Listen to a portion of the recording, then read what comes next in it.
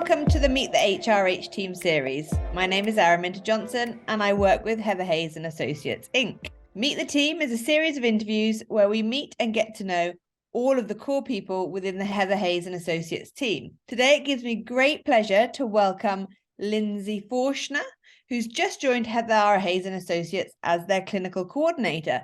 But Lindsey, I think you've worked with Heather in the past, haven't you? I have. Back in 2010 and 2011, I was Heather's clinical coordinator back then when she didn't have a big old team. It was just me and Heather. So tell me a little bit about your role as clinical coordinator within the HRH team. So as clinical coordinator, my role is really to help folks on the front end of the process. In my role, we take calls on kind of first calls that folks call in and want to know about Heather's and her team's services. So we'll speak with the client, kind of find out what's going on with the person of concern, find out what's going on in the family system, and then share with them how we might be able to help them, whether it be through our intervention services, case management services, maybe they just need a transport, kind of helping them determine what of our services would be best helpful to the family and the person of concern. And then I kind of hold their hand through the beginning process until their loved one makes it to treatment, really working with the families through that.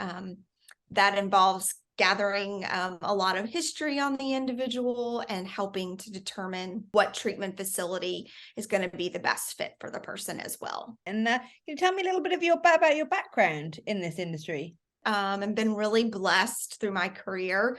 I started off in the clinical space. I'm a licensed professional clinical counselor in the state of Kentucky, where I worked in an intensive outpatient program for about 10 years.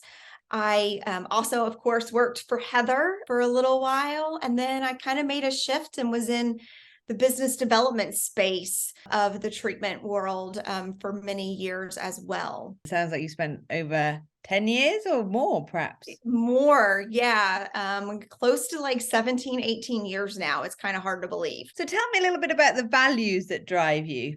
The biggest value that drives me is something that was really instilled in me by my father and my mother growing up, and that is really to be of service to other people. And that's been really my main goal in this field and in my life, is really to be of service and really to be helpful to people, especially those folks who are struggling with whether it be substance use disorder, eating disorders, mental health. I certainly have a lot of passion around working with folks in that population specifically. And who inspired you to pursue the career that you have today, if anyone? I would say there's a lot of people that really kind of inspired me. I've had a lot of really wonderful mentors in the field over the years, from folks that were clinical impacts in my life. Other clinicians that I've worked with have certainly really inspired me. Heather, all those years ago, inspired me, that's for sure. And a lot of my connections with some of my other mentors have been through those connections that I made when I first worked for Heather, which is pretty cool. Kind of has come full circle. What's the best advice you could give to someone who was struggling with either mental health issues or an addiction issue? I would say that there is no shame in having any of these struggles, and that it takes a great deal of courage to reach out and ask for help, and to never be ashamed of that, that it's totally normal to need to have some help through those struggles. And what do you enjoy doing when you're not working? The thing that right now has my heart is spending time with my 2-year-old niece.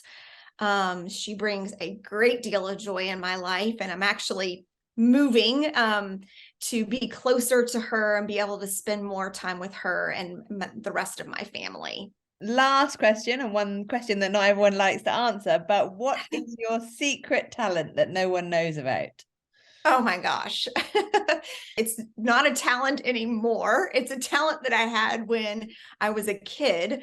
But I played the piano growing up and it was definitely an area that brought me a lot of happiness when I was a child. I kind of strayed away from that. Unfortunately, it's something that at some point in my life, I'd like to get back into that. I think you definitely should. Anything that brought us happiness as children, I think, is something that we should always try and explore as adults, because it can still bring us joy even today. Yes, certainly. Well, Lindsey, it was absolutely a pleasure to meet with you and chat with you and get to know you a little bit more. And I wish you all the best of luck at HRH. Oh, thank you so much. Great to meet you.